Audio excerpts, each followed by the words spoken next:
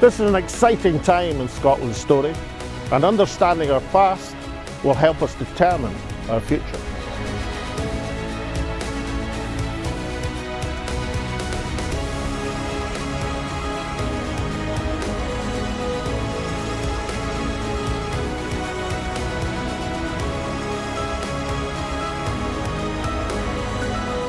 And when Scotland's voice is heard, it charts the way forward.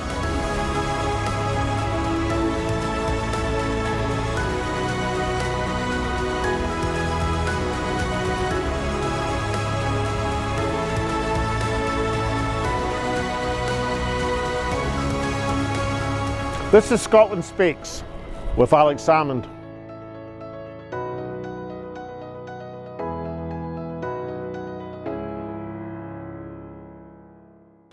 Welcome to Scotland Speaks with Alex Salmond, once again at our new premier broadcast time of 10 a.m. on a Saturday morning. Before the football. Yes, Alex, before the football, as you always say, but we are back safe and sound in our Glasgow studios. And now we turn to a key political development, that is the resumption of the power-sharing executive in Northern Ireland. Yes, indeed, the return of the Northern Ireland power-sharing executive, but not as we have previously known it. This time round, it's not just women on top, but a Sinn Féin woman First Minister on top in the form of Michelle O'Neill. And with Sinn Féin leading in the polls in the Irish Republic, it is not beyond the bounds of possibility that within a year, Michelle O'Neill in the north will be joined by Mary Lou McDonald as Taoiseach of the Republic in the south. This is what this strong Sinn Féin woman had to say to me when she became leader of Sinn Féin. But also, you now have a whole generation of people who have been born on this island who never lived one day of conflict in Ireland. A generation of children born in Belfast and Derry and in the glens of Antrim, for whom talk about the troubles and the conflict is the stuff of history books. Now, don't get me wrong, some of the consequences and the pain of that conflict is still here, and we still need to deal with that. But that is a mighty change. An entire generation of young people who have come up and who have no experience of British soldiers on the streets, or armed actions by IRA volunteers or the UVF or the UDA. And that is a massive transformation and something that's extremely positive, very good reflection. So yes, it is a change. I'm also from what they call the south, even though I'm from the east coast. Dublin's actually on the east, not in the south. But so for Sinn Féin, very often associated as a northern party, a party of the north, I think it's now clear that we are truly a national organisation. I mean, that's always been the case. But as we grow in political strength right across the provinces of Ireland, and now that the leader is a Dub, I think that kind of writes that up in lights in a way that perhaps wasn't the case before. And so we have a plan, some years in the making, to find a democratic route to Irish unity. Will it come to fruition anytime soon? Under the Good Friday Agreement, nationalists in the north have the right every 7 years to demand a border poll. And though currently the poll shows support for Irish unity in the north at just over 30%, we should remember that's higher than support for independence in Scotland when we embarked on our referendum journey in 2012. So today's show asks the question, which will come first, Scottish independence or Irish unity? And what implications will one have for the other? To find out, Alex interviews Vice Principal of Glasgow University, the historian Murray Pittock. So Murray Pittock, historian, welcome to Scotland Speaks with Alex Salmond. Great to be here, Alex. Thank you for asking me on. So, on a kind of historical perspective, I mean, who's going to win the race to break up Britain? Is it going to be unification of Ireland or independence for Scotland, or neither, for that point of view? I'm not sure that that either perspective has got a clear view to the finishing line right now. The constitutionally speaking, it's quite intriguing, of course, what's happening on both parts of the island of Ireland, with Sinn Féin leading in the polls, though with a contracting lead in the Republic, and obviously now the providing the First Minister of Northern Ireland in the shape of Michelle O'Neill. But on the other hand, there are significant problems remain. First of all, of course, Sinn Féin won the last election in the Republic, but was effectively squeezed out by a triple coalition. Fine Gael look pretty exhausted, so it doesn't look as if they would be able to form or have the will to form another government after the 2025 election. But there's still a lot standing in Sinn Féin's way, because currently, although they're in the lead, they're polling at around 28%. In a very fragmented political system. So there is that problem, but also there's the nature of the Good Friday Agreement itself, whereas while it gives an absolutely straightforward route, apparently straightforward route to a border poll, and currently support in the Republic, as has not been previously the case, is up to 80-20 in favour of reunification. The situation is very different in the north. But surely, Murray Pittock, the demand, if there was the demand that we're seeing rising, the Secretary of State for Northern Ireland couldn't gainsay a unification poll at an appropriate time, given that it's actually embedded in the Good Friday Agreement.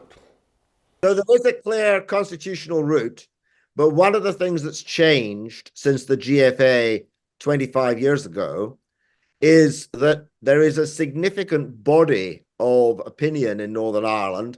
First of all, about 40% of people are now not identifying as either Irish or British. A significant body of opinion has emerged for actually what's effectively a condominium solution. That is joint sovereignty over the Northern Ireland, effectively, from the Republic of Ireland and Westminster. So let's turn our attention to old Scotia for a minute, shall we? There's a bit of an irony here, because support for independence is now roughly about 50%, much higher than it's been historically, much higher than it was when we embarked on the referendum campaign of 10 years ago. But there isn't a defined route to independence in the way there was 10 years ago, and where there is potentially in Northern Ireland towards unification. It's a bit of an irony. What's more important? Is it public support for an objective, or is it having a defined route? Politics means they both exist in balance. Whatever constitutional lawyers say, law is always the creature of politics. That's how laws are passed. So the question of what the balance is, I think if I were to look at this as an external commentator, as I am doing, what I would say is that passed away from the Scottish government to Westminster, partly because the initial benchmarking that support for independence should move to the 60% mark or so before there was a demand for another referendum was overtaken by the vast surge of new members the SNP got and their demand for independence yesterday, if not or tomorrow at worst. And the point is that was never, I'm afraid, practical politics. And there wasn't, without a significant change, not on the huge change there was between 2011 and 14, but a significant change post 2014. And there has been some change maybe there, but it's been slow coming. Without that significant change, it looked very much like simply political agitation. In that sense, it was easier to close off the preferred route. I would have to say that the UK government had been gifted certain opportunities here, but the Scottish government had been under enormous pressure from a large new membership with expectations very far removed from those of who were SNP members, say, for 30 or 40 years prior to the referendum of 2014. So unrealistic politics plays a part in weakening a political hand and making a preferred route impossible. The other issue has been, I think the critical issue has been Brexit, which, although it has contributed to support for independence in Scotland, has not been nearly so clear-cut, because approximately 38% of 2015 SNP voters voted to leave the EU in line with the Scottish average. Is there a perspective opening up? I mean, you spoke about a third way in Northern Ireland not being in the Good Friday Agreement. But de facto, in a sense, with being in the single market, but still with preferential access to the British market, Northern Ireland de facto in economic terms is in that third way or moving towards it at the present moment. And isn't that an example where Scotland could go as perhaps an intermediate step to independence in economic terms?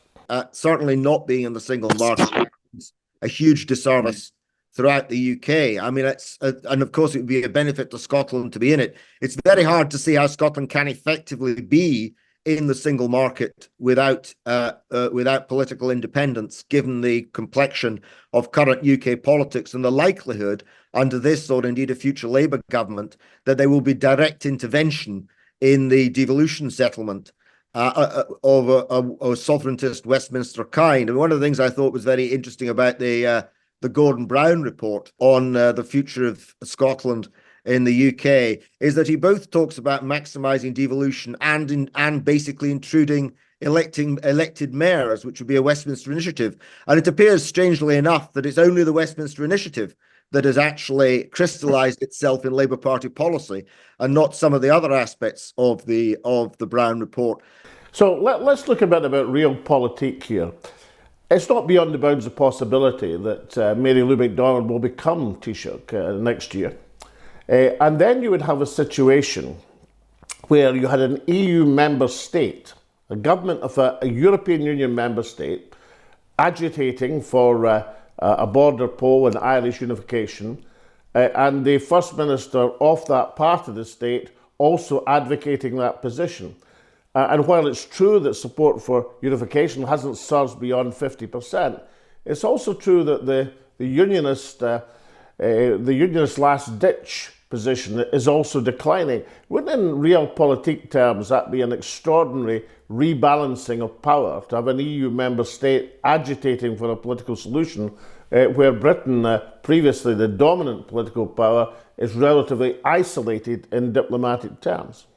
So in that situation, should Sinn Féin take a part as the lead party in a coalition in what I think the 34th or whatever Dáil, then that would create political pressure. The interesting thing would be how far Sinn Féin would want to pursue that political pressure in the face of continuing weaker poll ratings in the north, because currently reunification in the Republic is running at more than twice the level of support for Sinn Féin in the Republic, but reunification in the north is only ahead of Sinn Féin and Sinn Féin's polling position in the north by a few points. For the political pressure to become critical, and I fully accept what you're saying, it would be an extraordinary, unprecedented situation to have Sinn Féin leading government in both parts of the island. But for the political pressure to become critical, the polling numbers in the north have to shift. And in a very entrenched environment, and also where there is growing support for what was once the rather Cinderella option of the Alliance Party, which is now getting 2 votes for every official unionist vote, and which is much closer to the condominium politics that's emerging, it's difficult to see where we get the political momentum to take support for unification to the 50+% level. If that happens, of course, then we're in a different position where political pressure could be exerted on a UK Secretary of State. One of the interesting things about the rhetoric that the Labour front bench have been putting out about Northern Ireland, however, is that it actually sounds more unionist, more hyper-unionist, in fact, than the Labour Party ever did in the 1970s or 80s, which is quite extraordinary. It's as if they're treating the Good Friday Agreement as if it doesn't exist and it isn't an international treaty. And that, of course, is one of the other consequences of Brexit.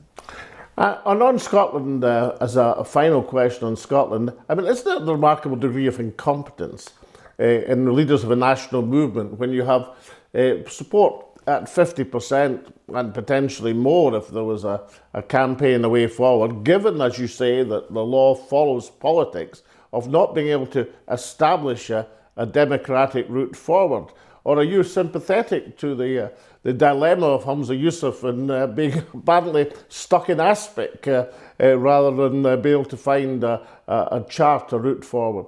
I think that when the Scottish government asked me about these sort of related questions, I think the issue very much is that you have to be seen to do things with people and institutions and not to them.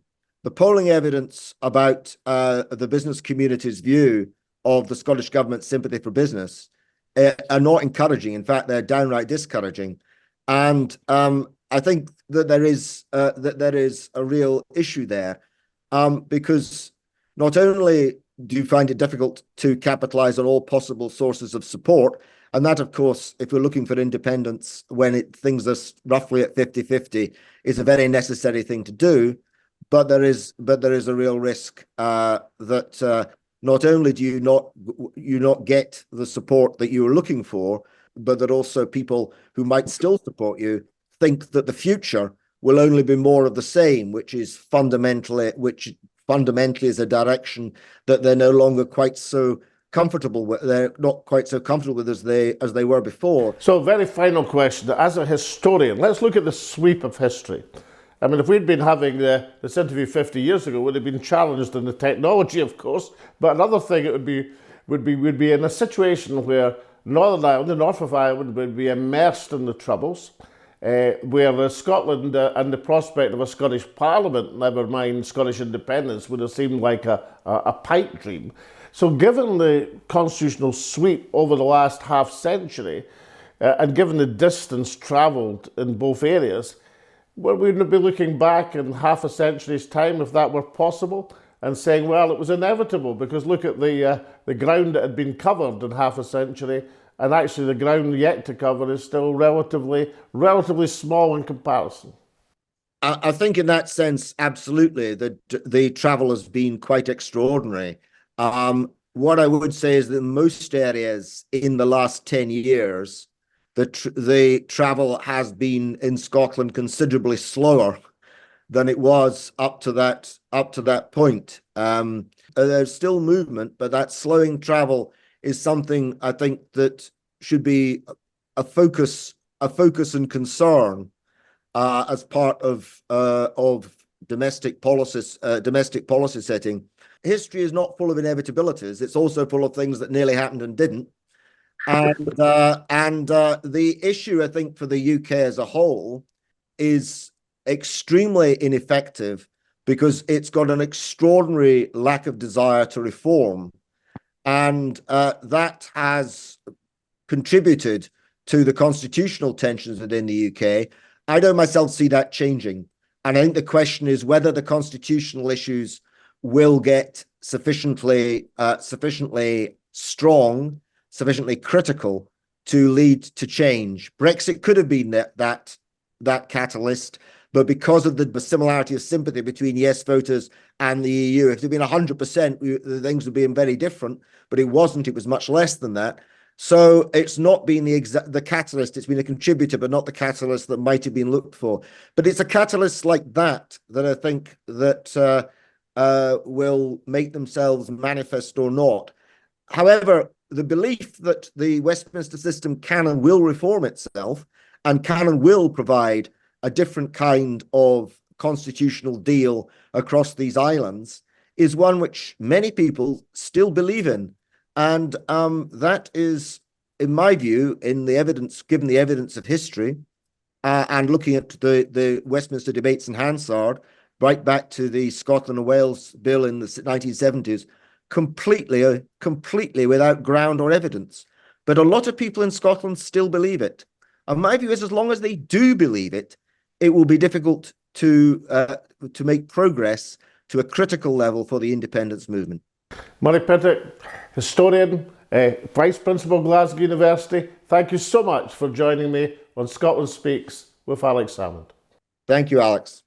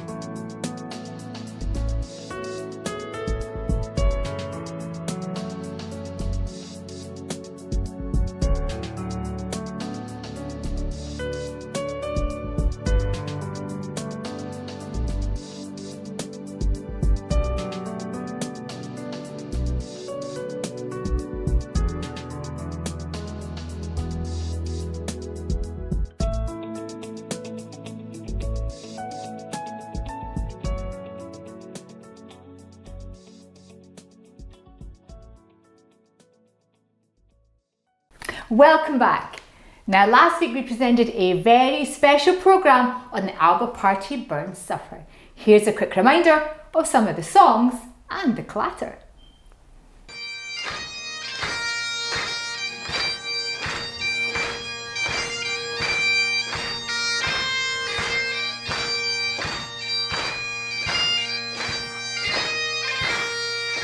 But we can eat and we can eat. Say, let the Lord be thank you. I'm in the fortunate position of having come straight from Robert Burns's bedroom to speak to you tonight. And that's why I've got a smile on my face.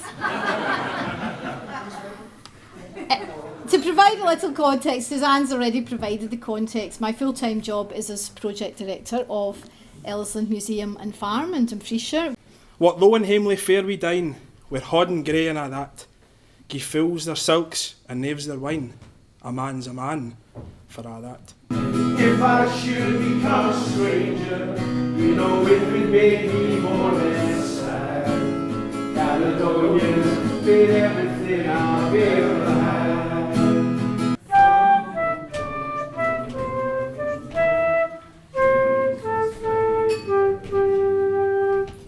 At midnight oor in Mercus Glen, I drove an Airbnb. Improving foresight may be vain, the best laid schemes of mice and men gan afterglay. While Europe's eyes are fixed on mighty things, last gasps of the British Empire and the fall of kings. Now, the Clan MacNeil motto was conquer or die. And we've ended up in the island of Barra, which...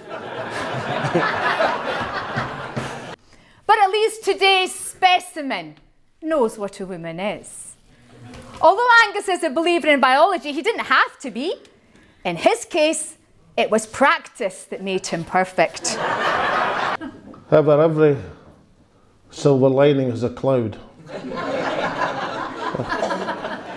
And they said Scotland will be free from England physically with water between us, but not at least until 250 million years AD. So their timetable is slightly faster than Hamza's.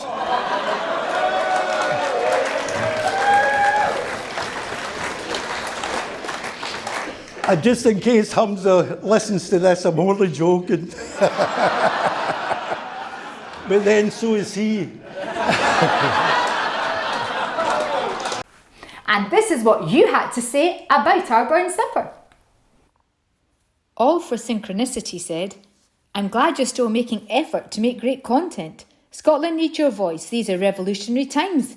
Blessings to you and all that's dear to you. And your family, friends and followers too. God bless you all. Well, thank you very much indeed. Marion says, Tismina's comment, referring to my piece in the burn supper, if you have to self-ID as a woman, it's because you're not one in the first place. So true, says Marion. Tarisgal says, oh, Thon was good. Had me howling with laughter. Thanks for sharing it. You're very welcome. Oben Maha says, Tismina, ya belter. What a reply. And finally, Watch says, it looks like a good night was had by all and enjoyed watching the clips from the speeches. I think that many people who have seen the show will be wishing they'd been there.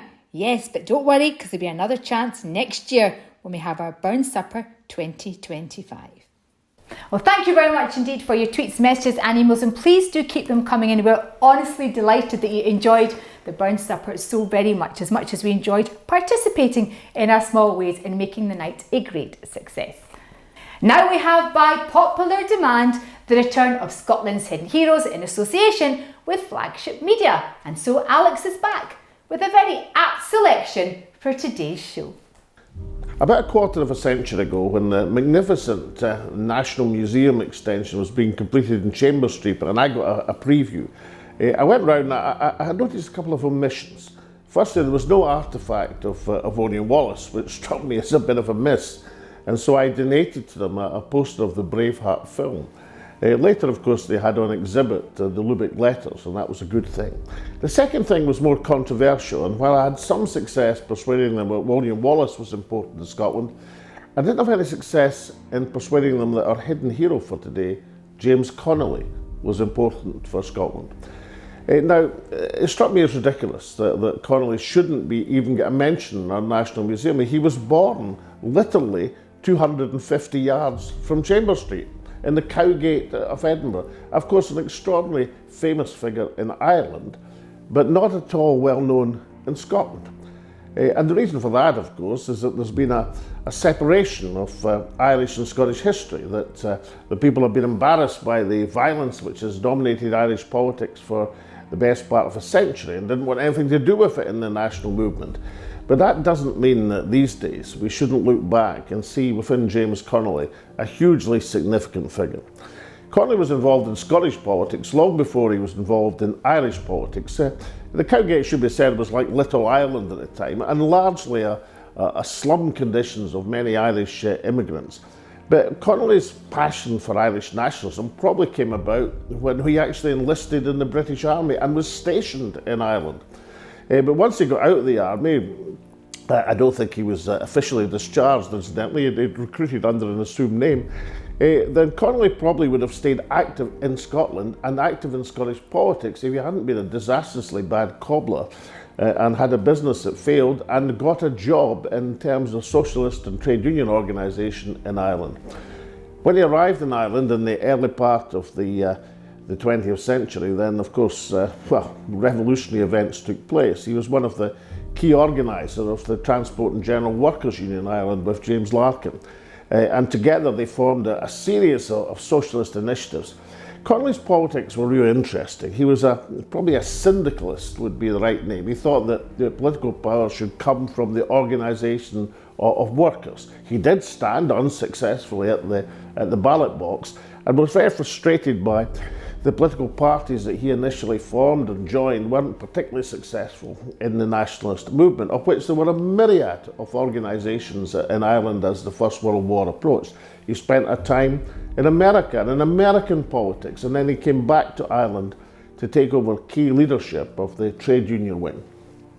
As the United Kingdom embarked on what was seen as an imperialist war with Germany, divisions occurred substantially in the Irish nationalist movement.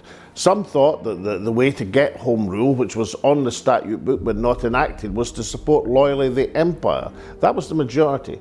But a significant minority, including Connolly and his Irish Citizens' Army, thought the way forward was by taking the exact time of opportunity during the war where Ireland could be free by armed struggle.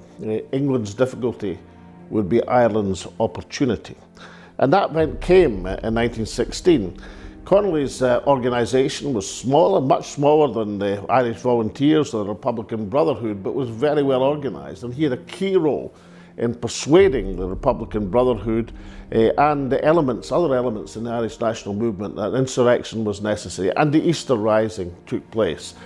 Connolly distinguished himself during the Rising itself as being the key military commander. He was commander of the Dublin Brigade, and given that the Rising effectively only took place in Dublin, since there were countermanding orders being issued elsewhere across the country, that was the scene of the fighting. And although over the 6 days of what was a futile military struggle, Connolly distinguished himself, as did several others of the key movement. The Rising was bound to fail militarily because the volunteers hadn't seized the key ports of Dublin to stop the importation of thousands of British troops and heavy armour, which pounded them into submission over the next 6 days. They were outgunned and outarmed, but of course politically it was a spectacular success.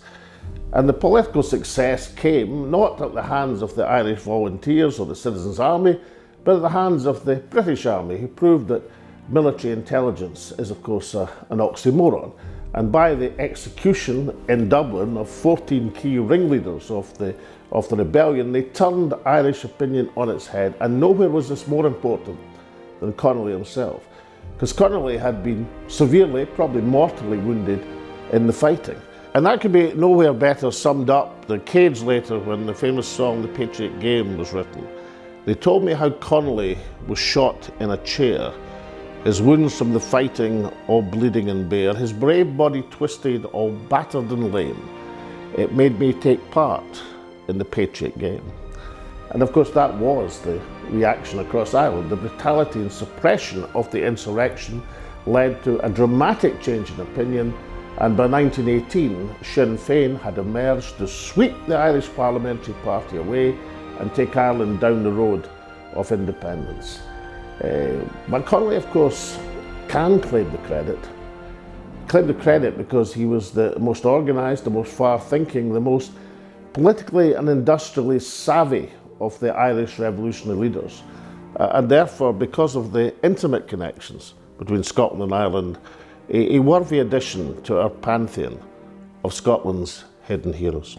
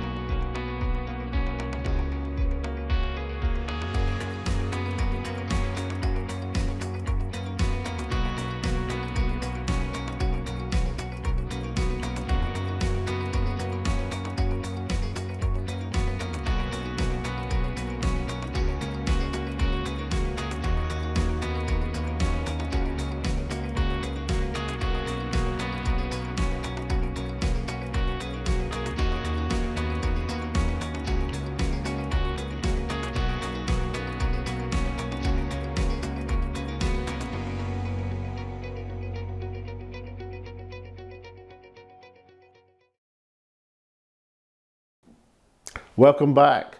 What a fascinating discussion for today's programme. Where's Britain likely to break up? Is it going to be on Irish reunification, or is it going to be on the rock of Scottish independence? Now, 10 years ago, there was no doubt that the Scottish independence, our horse was way ahead in the race. Irish reunification seemed like a distant dream. Scottish independence was on the very brink of being achieved. And even now, support in Scotland for independence is roughly 50%, where Northern Ireland's support for the reunification of Ireland is just over 30%. But Ireland has the advantage just now of having a defined process. Ireland has a Sinn Féin First Minister in the north, the possibility, even the likelihood of a Sinn Féin Taoiseach in the south within a year. And therefore you'd have an EU member state pushing to be reunified and Britain isolated and finding it very difficult to resist the general demand to settle the Irish question. In Scotland, while there's 50% support, there isn't a defined process. Now, Murray Pittock, with looking at the historian's view, it gives us a pessimistic view of the prospects of fundamental change. I take the opposite view. My view is that with 50% support in the population, even with the inability of politicians to find a route forward over the last few years, it certainly is much easier to rearrange the political furniture to find politicians who charter a route forward than it is that long process of building up support in the population. So I don't despair of Scotland retaking the lead in the stakes to break up Britain, but certainly Murray Pittock's right when he points to the need to unify Scottish society on that push forward. And one of the distressing things over the last few years has been the inability of the the SNP government to reach out and to not to alienate people away from the independence process. We saw that in self-identification. We see that with the business community in Scotland. One of the great strengths of the Yes movement was its ability to reach out through Scottish society, and we need to recapture some of that spirit from 10 years ago and some of the imagination and the optimism if we are to make sure that the Scottish horse gets to the finishing line and Scottish independence becomes a reality. And then, of course, those of us who long to see a settlement in Ireland can give our avid support to see a whole total rearrangement across these islands.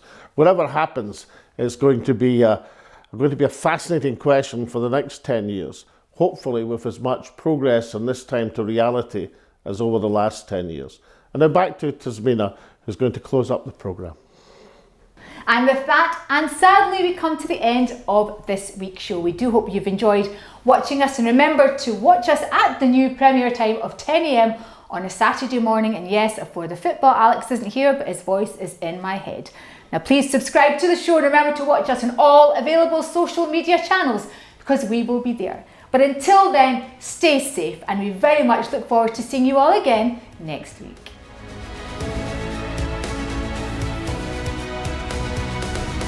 This is an exciting time in Scotland's story, and understanding our past will help us determine our future.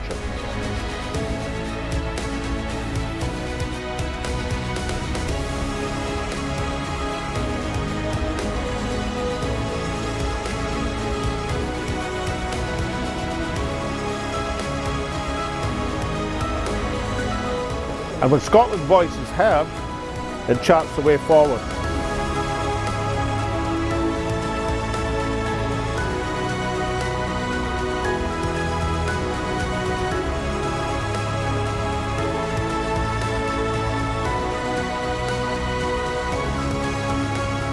This is Scotland Speaks with Alex Salmond.